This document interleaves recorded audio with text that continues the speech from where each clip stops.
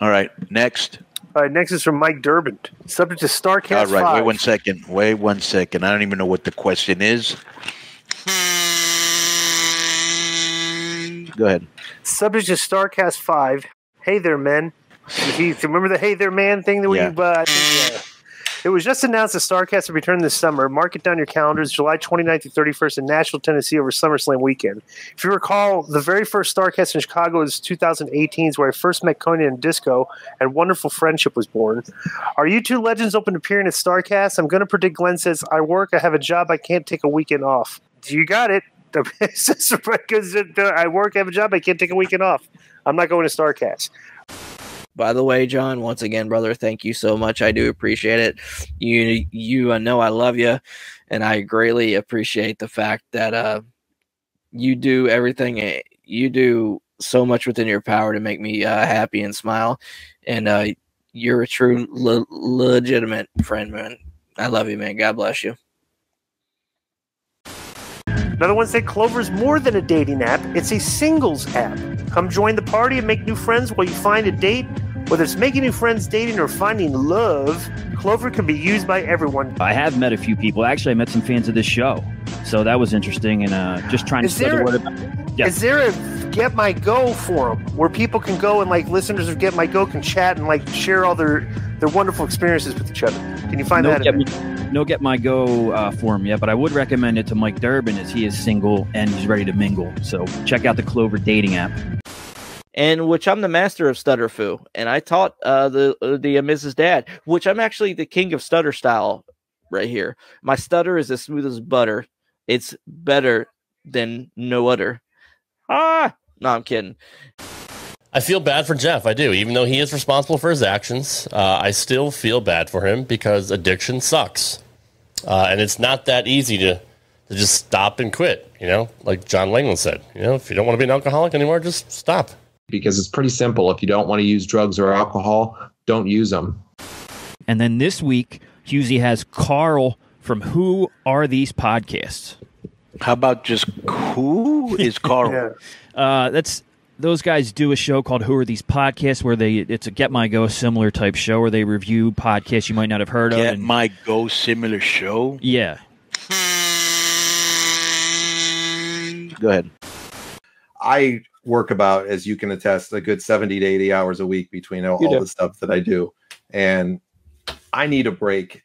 I love doing this. It's such a pleasure to do it. We will be back. I need a break. I did it for a very short time, 18 months, almost 2 years ago for a little bit. It was a great way to recharge the battery. This one's going to be longer, unfortunately. I'm not going to put a timetable on it because I don't believe in that, because maybe in a few weeks I get where I'm feeling good and we say, and you're feeling good and let's get back into it. Or maybe it lasts 2 weeks, a little bit longer.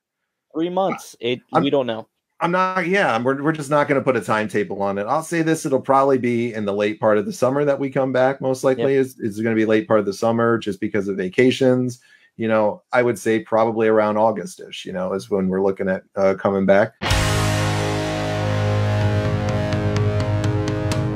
Don't act evil with evil, motherfucker. I was close to your family. Yeah. But the fact that you didn't come to me with that information really hurt me. And to drop a text like that on me, on a Friday night, just ding dong ditch, I was pretty fucking pissed off. And our relationship really went downhill from there. Yep, absolutely. One thing, Mike, is that when he says it really hurt me, you should insert Ralph Wiggum's Heartbreaking from The Simpsons. But the fact that you didn't come to me with that information really hurt me. And now. Why didn't you bring it to my attention if you had a problem with me? There was a lot of things that were going on at the time, and me and you could agree on this 100%. When you're trying to put something out there and you're trying to do something, you're trying to find a niche. You're trying to find any type of thing that's going to spark attention. And there was a lot of things that sparked a lot of negative attention. And let's just talk real here. Let's put the show aside for all the fans out there, the people looking for all the negativity and stuff. And let's just be real. We let our egos get the best of us a lot. And both of us got in, there was a lot of things that when we started losing people, because they didn't want to work with you anymore. And a lot of people were getting tired of your attitude. And I should have come more forward right to you at certain points and said, hey, it's driving me crazy. To me, I'm trying to be a guy that was trying to find a way to appease everybody at that moment. And you know what? The reality is, no pun intended with that word, but the reality is we weren't equipped for it. You know, we were trying to do as much as we could and work as hard as we could and put as much as we can out. And we lost track of what it was supposed to be, and it was supposed to be fun. And it came to a point where it didn't. And I didn't want to be bothered with the chore of it anymore at that point. You know, it was becoming a chore to me to always have to be the intermediary between people, because I didn't have a problem with any of these people. You know, let's be realistic. You know, people want to come in and say things, and I'm going to chime back at them with a joke back to them. But in all reality here is, I didn't have any problems with those people beforehand. There was a lot of issues that people had with the way that you were acting, and I would try to defend you, and that was on my fault on certain things, and I would get involved, and you know, it got stressful and it got tiring, and it became a gigantic pain in the ass for me, and it became not fun. And I just wanted to distance myself from it at that point, because it was making it not fun for me anymore. And it was too much stress constantly having to be that person that was always listening to everybody complain. And I got tired of it. I hope he went back home and found a smile. He came out, Commissioner Slaughter was there, you know, the whole 9 yards. The same amount of people that listened to the shows are the same amount of people that were arguing about it behind the scenes. This is pathetic. Continue. Well, no, I'll just quickly say it's a little thing here. Like, I quit working with Rob because I hated talking about wrestling, and I hated wrestling. It wasn't that I had a problem working with him. What I did have a problem with is when we're doing a NFL football show and Rob blocks me on Twitter because I trashed the Patriots for losing in the playoffs. Like, that's, you know what I mean? Like, when you're going to be a pussy about it, then, you know, da-da. But I never had a problem podcasting with Rob. I never had an issue with that. I just hated wrestling. So. And it wasn't the exact right way to handle it whatsoever. And I can admit fault in that. I've admitted fault in that before. You know, I'll be on here now and say, yeah, it could have been done. But there was a lot of things that could have been done differently. It's a lesson that we learn. We all learn lessons from our mistakes and our failures and the things that we don't do right. So all the jokes aside from the beginning, that's 100% what it is, man. All right. I mean, I'll take you at your word on that. Let's get into a couple more comments here. Sonny Salem is in the house. Welcome, Sonny. Why are you making fun of Josh's learning disability and then blaming Chris? I'm not making fun of Josh's learning disability. What I'm saying to Josh is that maybe he needs to get his hearing skills back. So okay. That's what I'm telling him.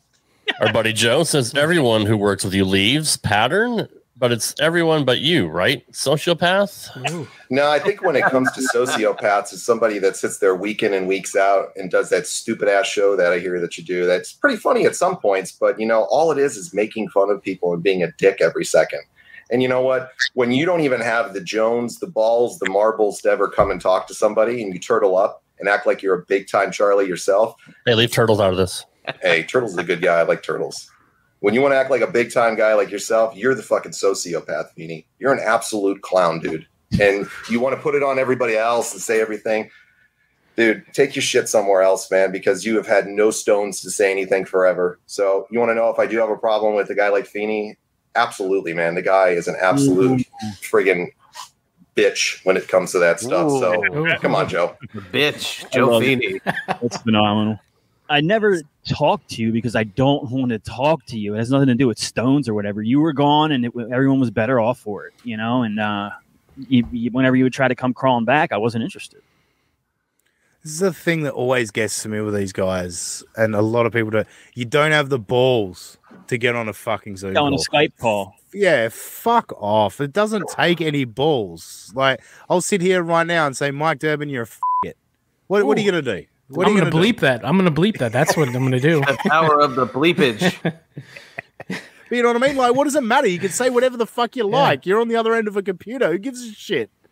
You're just trying to be a big time Charlie. Yeah, big. Yeah, you're Jones or whatever he said. You got the Jones. Possible episode title.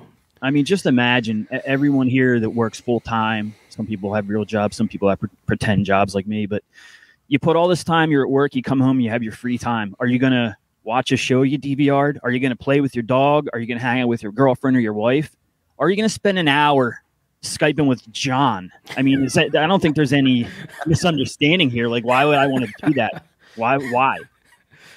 Have a conversation. Like I've said before, you're not going to do it, man. Go ahead. Well, let's unpack what he said. At least let's talk about it. Sure. We can somewhat agree that Bang and Dang and Blake and Jeff left because of me. 100%. But then, I left and Richie left because you had a problem with you and your politics, because obviously you guys are two complete opposites. Absolutely, 100%. And he got wrapped up in that at a time. So did I. You had Corey on. He was on. Your dad didn't come with you when you came back. We can touch on that here in a second. Sure. Eli was on your team, and then he left. Let's see who else. You were on Team JD for about I was never on Team JD. Would get over that stupidity, man? The guy's an independent wrestler. Please insert clip of John at the end of the show going, "I'm on Team JD." And Tony, I'm coming out to the show on June 5th to watch you get another big victory and to rep Team JD out there too. He's not talking about JD from New York. He's talking about some other guy from. Was he from Pennsylvania? The PA indie manager, the guy that Rad Rob ruined by trying to steal the thunder of Wangland when we were having a little bit of fun with Team JD, and Rob had to go and ruin it. Yeah.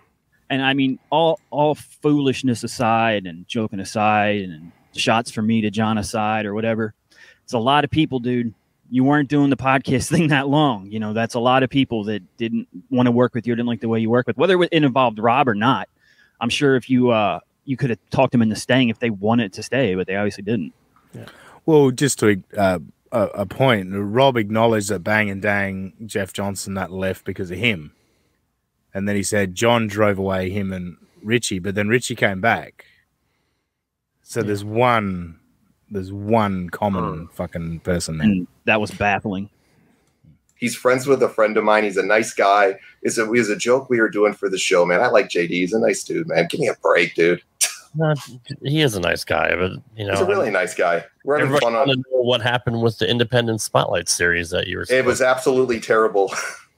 I don't want to argue with that. It was definitely like you want to do it and it's fun a little bit, but no, it's absolutely nothing I wanted to do, and it's not on anybody. I had no urge to want to end it. I thought I would want to do something with it with people to highlight them, and it just wasn't fun, dude. And I'm doing this for fun. All right. What about Sunny? What happened with Sunny? Sunny, she wanted to go off and go do her thing with John Covey Cole there, and they wanted to go do their stuff together. She wanted to go off on her own, and I really haven't ever talked to Sunny ever since that point. So ACC had a lot of choice words to say. Let's interject there a little bit. Does anyone know the true Sunny story? Because I don't recall. I'm looking at you. I'm looking at Dean. I remember that when the whole Royal Ramble thing happened, and Husey and Mike bombed the comments of that show. John was gone soon after that, and I think Sunny saw the writing on the wall and sort of went, I don't think I want to be involved with him anymore because this shit's going to keep happening. And then Sunny now watches Get My Go, and she comments from time to time. And hey, Sunny, you tried to take over his show. Whose show? His show, the Ramble, the shitty Ramble. No, I wanted to try to help out with them, and he was going. You're nobody that can help anyone, John. You're not in a position to help people. These people are not below you. I'm pretty sure he got the delusional. I'm pretty sure he got the Facebook Live idea off of those guys. Yeah, they've been doing that since the beginning. Yeah. Take a break, and I said it's fun. We have a good time doing live streams. It was fun. We were getting into going and doing some live stuff, and it was fun. And I think you can see the numbers on the show definitely have drastically decreased a little bit there, but. Yeah, it's not that bad. I actually enjoy. I like John. John's a nice guy, man. He's a very nice guy. He's a nice guy, but I like John. He was taking a break around WrestleMania, and he's pretty much, told me it was because of you. But. No, we offered to help him out. That was the thing. But if people want to spin their logic on that stuff and say it the other way, we wanted to help them out, man. I didn't need to. Eli was the one that asked me and wanted to bridge us together to help us out or whatever and help him out because everybody had left him. So I didn't need to go over to that platform and go over there and do anything. It wasn't benefiting me any other. We met a few nice people through there. It was great. Whatever. I don't care. I know the possible episode title is probably The Showdown, but it could also be Spin Their Logic. That's not bad. There's a lot in contention for this one. Big Time Charlie. What was it called? Yeah. Big Time Charlie. Yeah, Big Time Charlie. Yeah. Throwing the military go at me. What I love about that is he was going over to help the Royal Ramble. The only person that would comment on their Facebook Live was Michael Loving, who they got from the Royal Ramble. Now, I tuned into a few Royal Rambles because of this prick, and they did have 10 to 15 people watching live and commenting. Like, John's never had that on any of his shows. So for him to sit there and act like he was helping anybody, fuck off. Yeah. So, you're helping somebody else out. Do you think I want to sit there every Tuesday or Wednesday night at 7:00 at night and be grilled talking about the same thing we're going to talk about on our show? No, wait until midnight. That's when the fun starts. Wait a few more hours, then we can really kick it into high gear. And you can get the what is it? The Muffin Brother, the Muffin Man. Get the Muffin Man on there. Few underhanded and sly digs at the Ramble, though. Even though he's trying to say like he's a great guy, what are they gonna? They can't help me out. A couple digs. Somebody else out and be nice. It was never to be a long-term thing. If you want to stay with them and do your thing, do your thing with them. It's no problem. What happened with the butthole? Oh. Yeah, I had to say to them, I just stopped doing the podcast stuff at that point, man. Those were nice guys, and I hope they're doing well. I don't really know anything about what they've done since, and nothing but the best to them. But we stopped putting out shows. I didn't want to put out anybody else's shows after the debacle of us all breaking apart last year and anything like that. I got tired of putting out anybody else's stuff. It was nice to do some stuff with Sunny when she was there with us, or Chris, and helping them out. But then I wanted to make it a more consolidated effort. I didn't want to be wasting my time putting out a million other things for other people. Other people do that. Great, man. Joe does that and does a good job at it. Great. They're all doing that. That's their business, what they do. I have a full-time regular job. I'd love to sit over there and say I could be Conrad Thompson, but let's be realistic. There's the big money's in it only for a few people. So you don't. A consolidated effort involves more than one person. I just want to point that out. I wanted to make it a more consolidated effort, but it's just you. That's not correct. Think with everybody that have come and gone that maybe you're the common denominator of the whole situation, John? No, I don't actually. I don't think all the time that I am. I think sometimes I'm a little bit too giving and nice to people and giving them spots and slots, and that's one of the things that maybe I have done in the past. Let's be realistic. Corey wants to say whatever. Eli wants to say whatever. Corey sucked. He was terrible. I did it as a favor to his friend and to try to help him out. And it became such a chore to deal with somebody that was so unstable at that point. There was no point to doing it. If I wasn't somebody else's cup of tea, if they didn't want to work with me for some reason, there were some few things with that. Sure. I'm not always going to be everybody's cup of tea. I'm a New Yorker. I'm a Northerner. That's the reality of the situation. Is he a real New Yorker, Chad? No, he's like a half Canadian. That is not New York where he lives. Okay, I don't know why they even call it New York where he lives. No, you're not. Next. Yeah, well, I'm going back to this. I've said this before. We're New Yorkers. You're so proud to be fucking douchebags. I'm a New Yorker. People don't like me because I'm from New York. No, you're a fucking douchebag.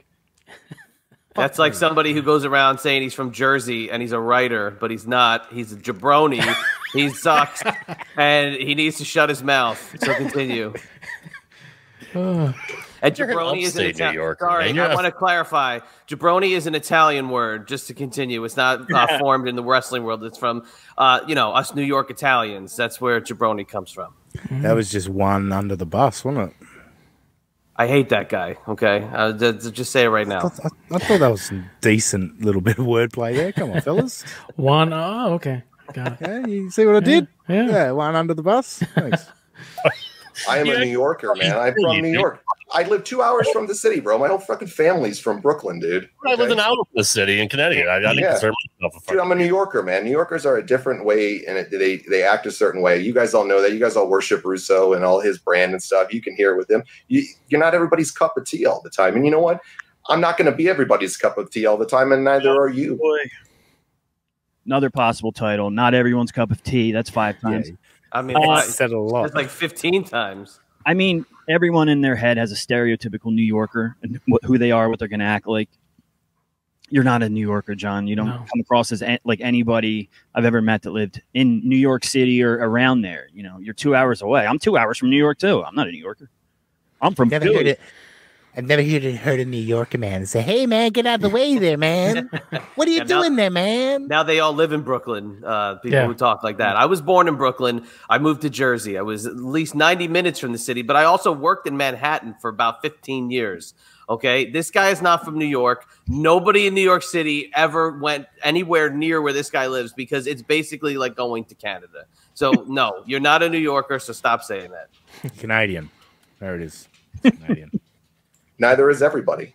I can assure you, you're not many people's cup of tea. I can assure you a lot more than you think, man. But you guys want to sit over there and act big time all the time. But the reality of the situation is, ain't nobody out here making $1 million off of this stuff except Conrad Thompson. So no, that's true.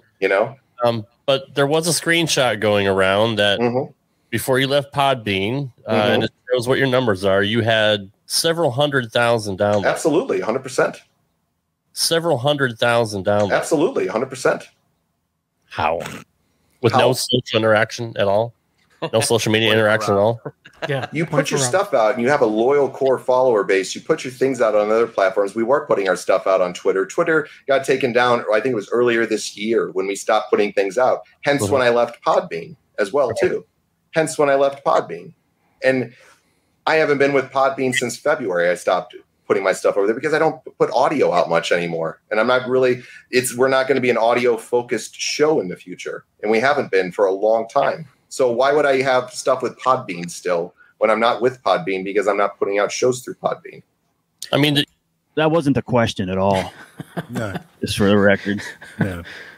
See, that's why we won't have him on this show, is because Rob asked him a very clear and direct question, and he manipulated to make it seem like he knows what he's talking about.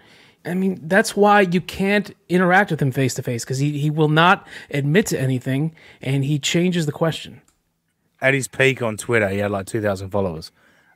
So he stopped putting it out on Twitter, so therefore your numbers disappeared. You had hundreds of thousands of downloads, but yeah, you stopped putting it out on Twitter. Trump, Alex Jones, John Wangland, all eliminated on the same day. Crazy. Yeah. No, actually, he left Twitter because it was too toxic, right? Yeah, that's what his excuse was. Yeah. Okay, 15-year-old girls, John Wangland. Yeah, but then he came back like 10 days later, right? Yeah, with his little teaser video. Okay, 15-year-old girls, John Wangland back on Twitter, and now gone again.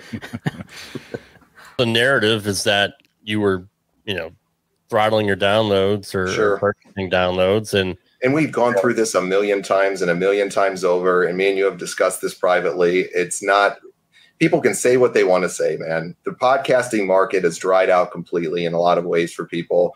People's numbers have been overinflated forever. We all know that. The podcasting game's dried out completely. Joe Rogan, $150 million. Call It Daddy, $60 million. It's dead. It's dried out just because Wangland left. Conrad Thompson has a new podcast with a superstar every week, it seems. Yeah. People don't listen to podcasts anymore, John. It's dried up. It's dried up so bad that Keeping It 100 added 3 more shows a week, and Conrad brought on Road Dogg, William Regal, Mick Foley. It's just the shit podcast that dried up for because nobody wants to hear nobodies anymore talking about stupid shit that you can hear anywhere else. I'd rather hear anybody but a guy like Wangland talking about wrestling. You know that. We've talked about that. It is what it is, man. It is what it is. We had a lot of people, and you even have said this to me, that a lot more people listen to your show than you see on your numbers. That is true. And that is true. 100%. But when you do have a number that's public, like 300,000 or 500,000 or whatever it was, Feeney had told me his numbers privately, and he does some pretty big shows. I mean, for any of us to claim we're bigger than Conan, we'd be lying. Not bigger than him. Not bigger than him. Bigger than him. You shouldn't have that many downloads. We did. So it was a simple fact is we did. Fuck you, man. How can you say that you're bigger than anybody that's an actual name in the business? God, you. I mean, we've said this a million times, but how is it? So you had 500,000 downloads or whatever, but not one of those people ever thought to tweet, I'm listening to this and I really like it. Yes, Ever. Nobody. No one. People don't believe that I banged Kate Upton, but I did. It's just a fact. I did. I'm telling you I did, so I did. Rob Such knows a for fucking liar, man. Rob knows for a fact that 3 people listen to his show, but the numbers only reflect 2 people. But he knows that 3 people listen. I remember one of Rob's big disappointments was that John would send him the numbers and they were nice. They were all right, whatever they were. And then he jumped on his own and all of a sudden he was seeing like a dozen downloads. And he's like, what happened here? You know, that's proof right there. Is it because Rob left the protective umbrella, the Reality Check Network? No, it's because downloads were purchased for him as well. Yep. Okay. Right. We did. Okay. We did. All right. You don't like it. You don't want to hear it. You don't believe it. That's all on you, man. I'm not out here on Twitter trying to entertain the Twitter public all the time. I'm not even on there anymore, right? I haven't been on there in a long time. We had smartest thing you've done. I don't know about that, man. Like, there's a lot smarter things I've done to get off that disgusting platform. What do you guys gain out of being so negative, hateful, and mean all the time? It's funny. It's funny, exactly. Laughter, camaraderie. I don't know. Get My Go gets about 8,000 downloads, 10,000 downloads a week. So, I mean, a lot of people like it. Are they making big money off of it? Are they cashing in on that big cheese? I can't speak to that. Yeah, because they're not. Cashing in on that big cheese. Oh, yeah. First of all, we never did it to make money. We don't ever discuss making money. I personally don't care if we made $1 or not. And if you think Twitter is toxic cesspool, you're a fucking pussy. Yeah. How many T-shirts have we all sold, right? Like, just making up new designs and just being able to move T-shirts out the door. I mean, it's that's a great feeling, and I'll go for that every day of the week just by doing this show. Yeah. Hey, great for them if they're getting 8,000 to 10,000 downloads a week. Great for anybody if you're getting 50 or 100. Good for you. Why do people give a shit so much? Troy apparently was upset about the hour that you spent on Twitch one night, ripping. It was 2 years ago, and Vince and I had a private conversation where I privately apologized to the dude, man. And I privately apologized to you, Troy, and I never said one negative thing about you ever again after that. And I even went on my show and said that I was wrong and that we were wrong for some of the ways that we handled things. So maybe you need to get out of your Markism for Vince Russo and realize that you want to play to the attention. You all want to be part of the show so much. You all want to be part of it, man. I apologize to the guy privately. I apologize to you privately, and I apologize to you publicly. And I publicly was a man and said I was wrong, and I was sorry if I was a part of that. You never did anything wrong to me, and that's fine. So, right there. I got to say this. We've had conversations with Russo privately. Every one of us, I'm sure. Dean, I'm not sure if you have, but here's the extent of it. Wangland wrote this long thing, right? This huge just manifesto of his feelings for Vince Russo. Vince wrote back, "Thanks, bro. It's cool, bro. It's cool. Yeah, we're good," or something like that. And that was the end of it. And then Wangland wrote a huge thing back, and Vince never responded. That's what the conversation was. Guaranteed. Definitely. At least he apologized to his victim, though. Yeah. For castrating the bros 1 and 2. What was that? Yeah, and that's what I said. That was a long time ago, man. That was, once again, as we said earlier, we all make mistakes along the way. People are trying to get attention in any way they can, and everybody thinks they're part of the show. Like everybody thinks they're part of the show on Twitter all the time and talking shit and saying what they got to say. Everybody's trying to gain. Yes, John, that's called interaction. Something you've never had. You've never had positive interaction on Twitter from your alleged listeners. You have nothing. Nobody has ever tweeted you or done any kind of social media reaction to you positively, ever. And I think Chad will agree with me here. When I started podcasting, I realized I needed to get attention. So you know what I did? What'd you do? I did good interviews with the names I could get. Yes. And then I shared them. I never started fights or feuds with anybody because all you're doing is turning off potential listeners. And I tried to tell John that privately, after castrating the bros, and he didn't want to hear it, and it just kept going. And that's the end, really. He turned everybody off.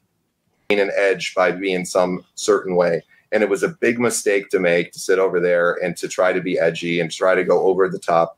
It's not authentic. It's not real unless you got real heat with somebody. It was the wrong way to go about doing it. And it was a mistake that I made, that I've admitted I've made, and I'll admit I made right here. You know, it was not the right way to do things. It was something you live and learn along the way. And if people are going to continue to harp on it over 2 years later or 2+ years later, whatever the hell it is now, my God, get over it. Is your life that petty? Move on now. It's over. It's done. I mean, I've been carrying resentment for 15 months. So, I mean, yeah.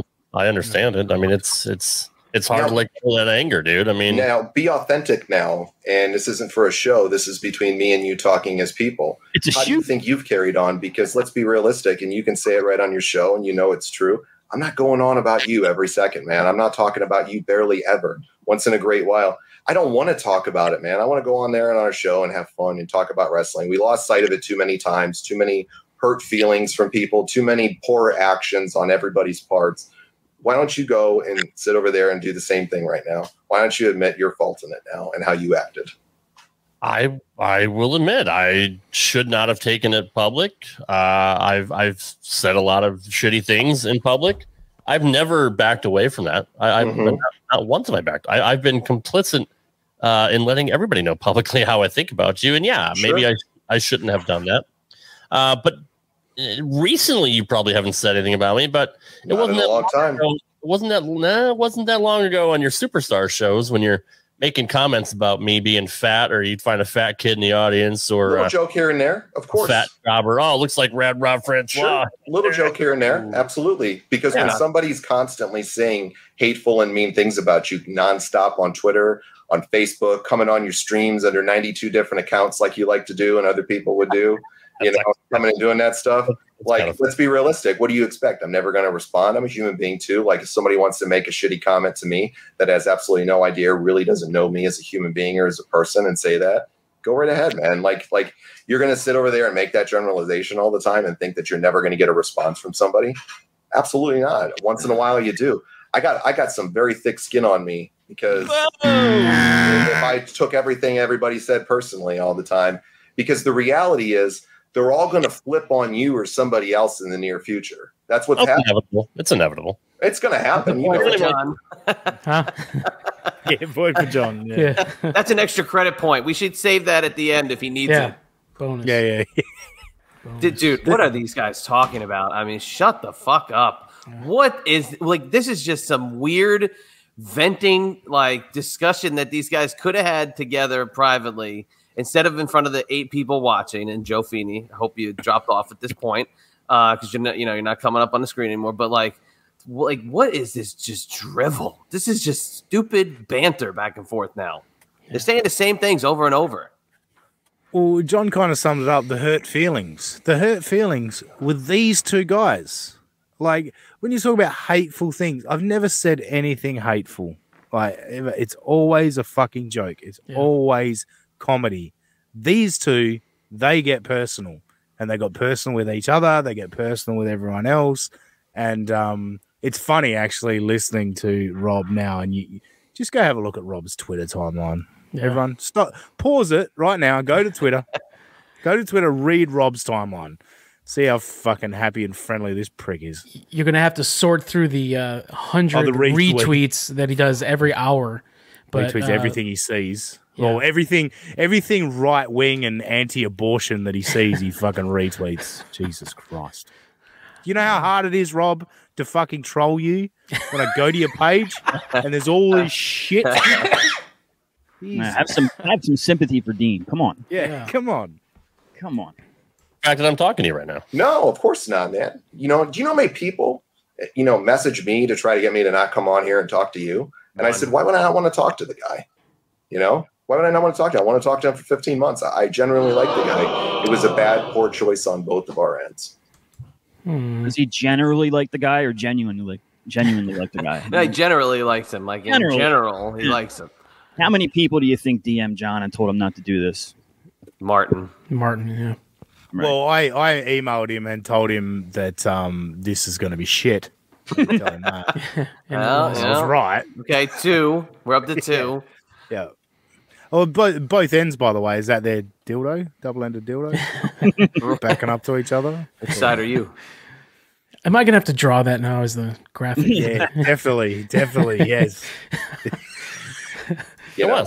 Absolutely. And let's throw all the jokes out right here. Let's throw all the jokes out, all the things that were said. It's all bullshit at the end of the day. And you know what? If I fire back at you for somebody saying something here tonight or whatever it might be, there's things that I mean and there's things that I say out of anger too, like anybody else. Do I like Joe Feeney? Absolutely not. Does he like me? Absolutely not. He's been plenty to say. I don't know if you want to read any more of what he has. I don't really care to see what people have to say on that right now. I'm discussing this with you, not them. So, if people want to have a conversation, they can have a conversation with me and talk to me. This is me talking to you.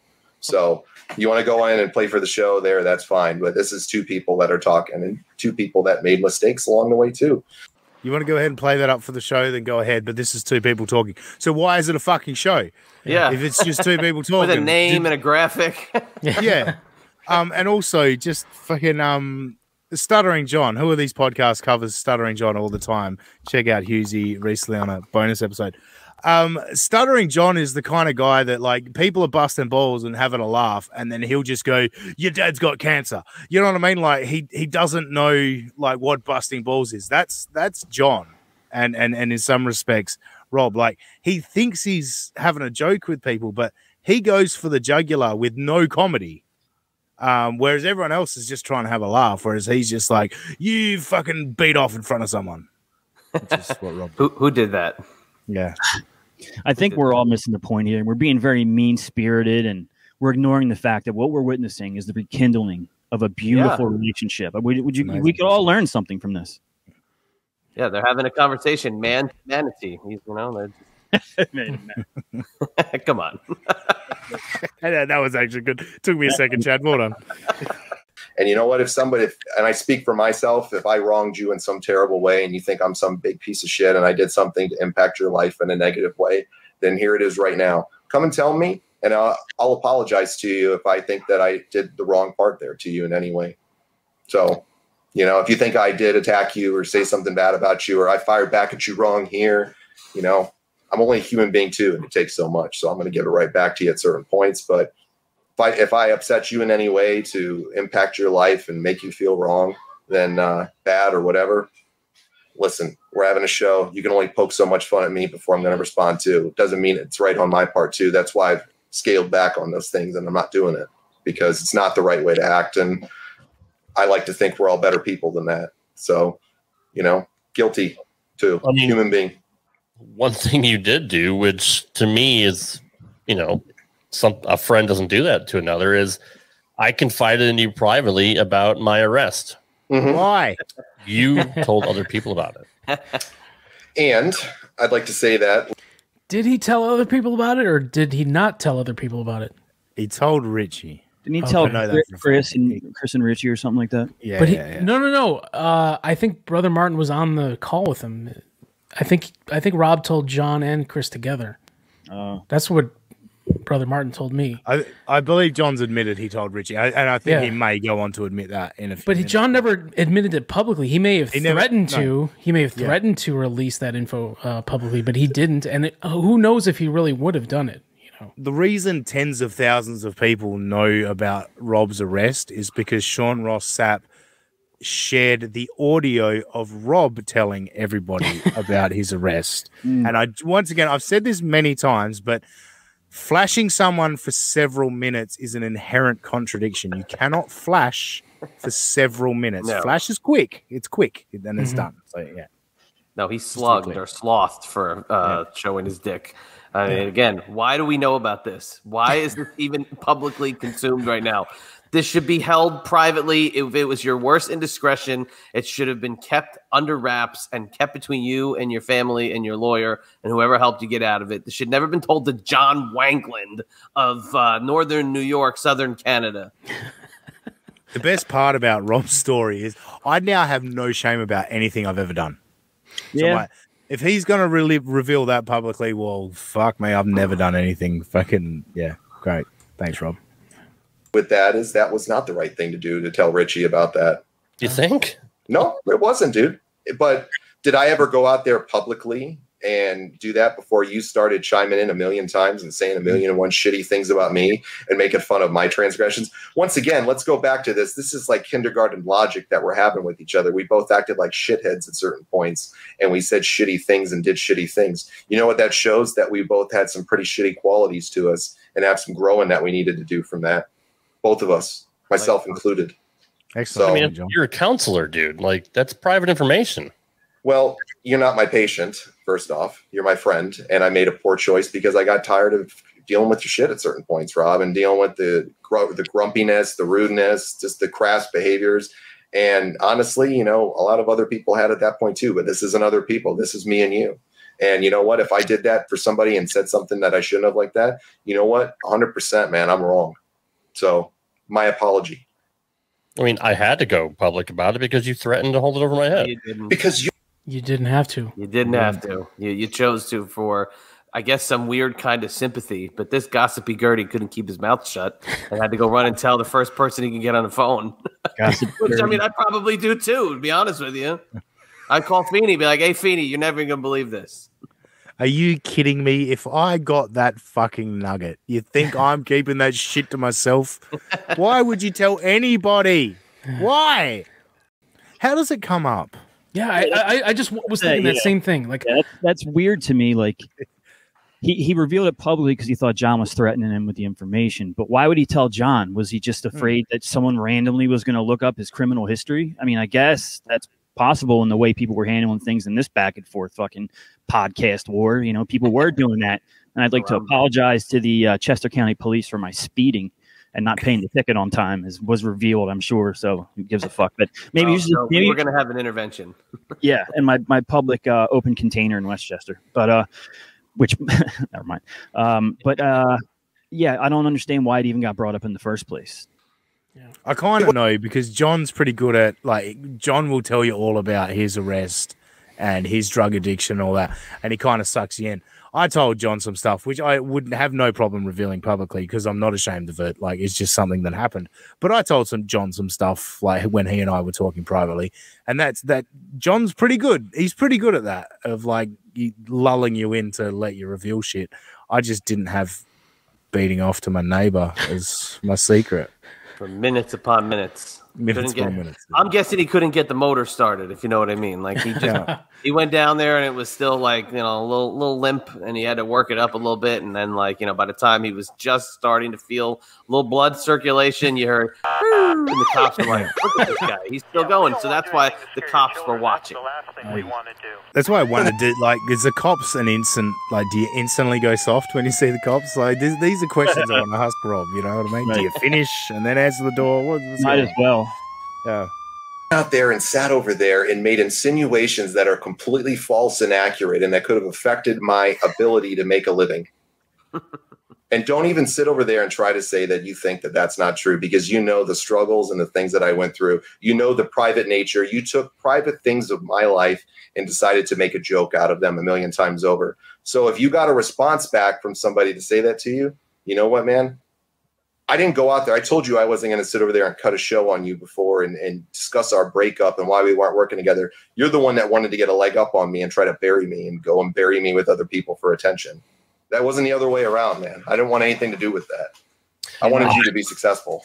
Richie and I went out there and told the truth based on our I don't want to say opinions, but based on our perspective. Yeah. And I never once said you were on drugs. I never, ever, ever, ever said you were on drugs. That's the one show I heard where you guys had a lot of jokes, man. And I've heard you guys have made a lot of jokes through the years. I said I wasn't going to speak to that. All I said was that you may be showing some characteristics that would show that, but I never once admitted or even said that you were on drugs. Nah, you can play this. You just did it a few weeks ago. As Wanglin and Martin would call it, Saturday night. Does John Wanglin take drugs? I'm not going to speculate, but I will say, based on my observation, it's quite possible that would explain a lot of his erratic behavior lately, if he was. Of the live stream of the In Your House thing, John's sitting like this the whole time, like, and he's shaking. Jesus. And he keeps being, and he's got this weird smile, but his face is for like, Hey there, man. In your house in Karen Cross there, man. He's going to have the titles there, man. I don't know if he is or not, but it would explain quite a bit of what's been going on lately. And the fact that two different people have said that to me now, maybe there's a little bit of truth to that. I'll say this again. That's a point for John because he had a point. All right. Rob and Richie did come out first and try to get ahead of him. That is what happened, you know. Just going back a little bit, I didn't get the chance to jump in, but John said completely false and accurate. Completely false and accurate. Yeah. Talking about what you've done through a million times over, and you have done. Okay. So I'm just talking about what the narrative has been forever, man. I'm not going out there to fucking bury your shit out there to people at that point. You're constantly coming at me. Like I said, once again, I'm a human being and can only take so much from somebody. Like the Rise videos? Oh, the Rise videos were fun there, buddy. A little cryptic. So it's okay for him to have fun. Yeah. And make fun videos, but we can't do that. Nope. Okay. Duh. Come on. Okay. Pictures that you maybe a little bit, yeah. Joe's a cheesesteak. Maybe a little bit, you know. Maybe a little bit. You don't think that hurts my job perspectives? I don't think so, because you really have to go out there and seek that out, because it wasn't like I was sitting over there and blowing that up to put that out there, man. It was a little cryptic thing, a little tease, a little fun thing. That was that, man. Well, because you know what? Once again, you can only take so much from people sometimes. Well, your buddy Christopher had no problem showing a background check publicly on your platform, which is, by the way, that arrest is expunged. So that means it's perfectly okay for that you did that, just because it was expunged. I don't think he knows if it was expunged. They couldn't find it, right? How did they find it if it was expunged? I'm just curious. Someone found it because somebody emailed me and texted me the screenshots from it. So if you look hard enough, you'll find it. And also, the Rob saying that don't you think that could have affected my future employment? It's not like he put a name next to each picture. You know, like Joe's a Philly cheesesteak, blah, blah, blah. Like the flasher came up, and I think a lot of us went, what does that mean? And then Rob proceeded to tell us. But, you know, like just putting an image of a flasher on the screen is not going to cost you a job. It's got no link to you until you fucking linked it to yourself. He brought up information that is not public, and I could sue his ass into oblivion for that. It was a public record, wasn't it? It was. It's no longer public, John. Well, how did he get it then? A background check. Okay. From a public record site that they got it from. That record is sealed, dude. That's the only way you can do it is by paying to find that out. Do you really think that he really paid to find out what your background was? Which, once again, you'd have to talk to him about that. I mean, he said he did. Yeah, well, once again, that's between you guys to take up with. I had nothing to have any part of that. That's not my show. If the show came down, I don't want that on there, and I told him I don't want that stuff on there. I'm not getting involved in that stuff. If you guys want to talk, that's between you two, man. This is 100% between me and you to talk. Martin didn't pay for it, but I know who did. Let's move on and end this, man. We're grown-ups. I'm 39, and how old are you? What, 46? Come on, man. I'm not that old. I'm 45. All right. Yeah, my fault. Yeah. Try to make me fucking older than I am. That's great. So let's throw it out there, and let's once again. So let's throw it out there. Let's once again. That makes total sense. But that's where we will stop today. I think that's a good point to stop at. I thought 46 was generous, by the way. Did he say his waist size or did he say his age? Because I was going to say like 64, not 46. 46. Sorry, that's a low blow, guys. I'm sorry. That's low hanging fruit. I'm just having fun. I'm just playing a character here. I'm not really Chad. I'm just playing a character. Sorry. We are playing characters. Yeah. All right, guys. Well, I want to thank everybody for watching season 2. We had a lot of fun branching out and having different targets and different subjects. Season 3, I think we'll probably do more of the same. We'll expand even further. But season 3, the premiere, will be the conclusion of this showdown.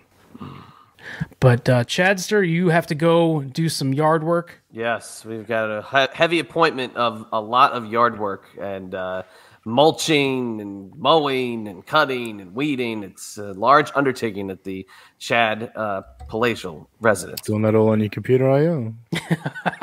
No, see, I actually go and do it. I don't just go look at it and sit in a chair comfortably. I actually got to go and do it. But, you know, it goes without saying. I just want to say this about season 2. I will always go on record as to say that the bottom right episode of this show is my favorite podcast of all time. And that includes interviewing guys like Bruno Sammartino and Kevin Nash and Dusty Rhodes. The last interview with Dusty Rhodes, all the bottom right was the most fun and the best podcast I have ever been a part of. So the only plug I'm going to give today is for the past season of Get My Go, to go back and watch it. And when you get to bottom right, please just let us know what you think of it, because it was such a ball and it was so natural. All those comments and all those interactions and jokes. I mean, it's just so much fun. So it's at ChatEMB on Twitter, at IB Exclusives on Instagram. And please keep supporting Get My Go and go back and watch those old episodes. I mean, what can you say about it? It was the perfect storm of chemistry, without a doubt. It was so well played. I can't say enough good things about it. Yeah, we had great chemistry on our end, the panel that we assembled that day. But I got to give it to Rue. He really did his part too, and he assembled a great cast of characters that those people don't do shows together. But he got a great group of guys together, and dude, it was magic. Everything about that show worked out perfectly. I wish Rue would have those guys back on, man. Rue, if you're watching this, please, come on, man. No, that was good shit. Yeah, whatever happened to Dwayne Hadley, Uncontrolled Chaos? A splash of bullshit with a splash of Cavassier. I think you need to find some Dwayne Hadley for season 3, Mike. Maybe okay. Yeah. We'll do that. All right, Chadster, thank you so much. And yes. You guys, I will catch you on the flip side. Yeah. All right, Dean, you got some great new artwork there, man. All those South Park caricatures of Mallertown. Yeah, it's great stuff. Uninspired on Twitter, mental_Monu. Ray is his name. He's inspired. His Twitter name is kind of ironic. He's inspired to do a bunch of stuff for us. He's come on board with Mallertown, and he's making all these characters for us. He started to do animations. So he's done an animation for our theme song. He did an animation for Robbie buying a Josh Allen candle. There's another animation on the way. So yeah, he's doing some great stuff. So check that out on Twitter. I'm always sharing it. The Mallertown account's always sharing it. And big news, I'll announce it. I'll do a Wangler and announce something ahead of time, even though it's not actually in the can. But we've actually got the great man, Ben Maller himself, the reason behind Mallertown. Ben Maller has agreed to come on the show. So not our next episode, the episode after that. But by the time this is out, point being, we will have had Ben Maller on. So that's pretty exciting for us. We're pretty pumped up about that. So yeah, check out Mallertown on most of your podcast apps. Obviously, prowrestlingtees.com/Mike Durbin. Grab a fucking Sussy Guy t-shirt or a Mike Durbin shirt or Husey or whoever else. And on Twitter, I am at that Sussy Guy. Just imagine that Aussie guy and put an S where the A should be.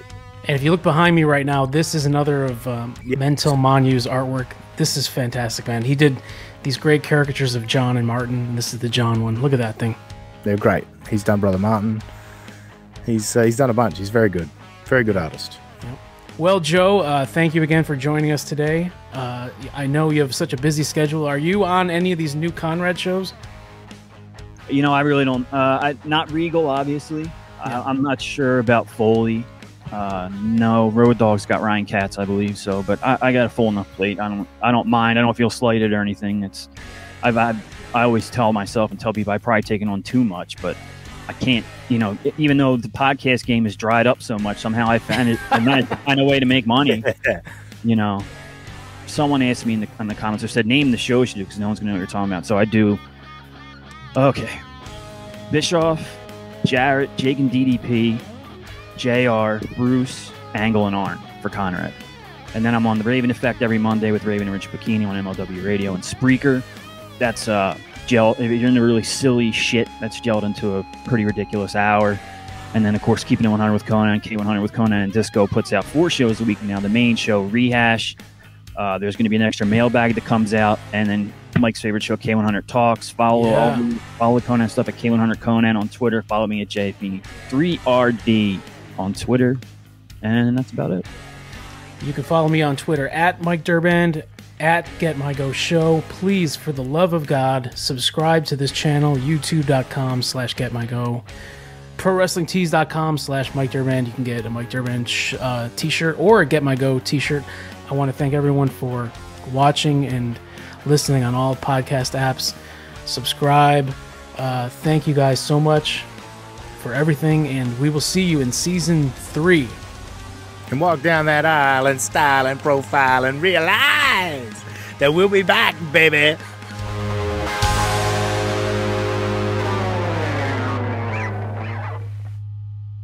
Well, Joe, can't thank you again enough for joining us today. You Wait, what? You just did a Wangler. Can't thank you again for being. Can't thank you again enough. No. Okay, that's getting deleted.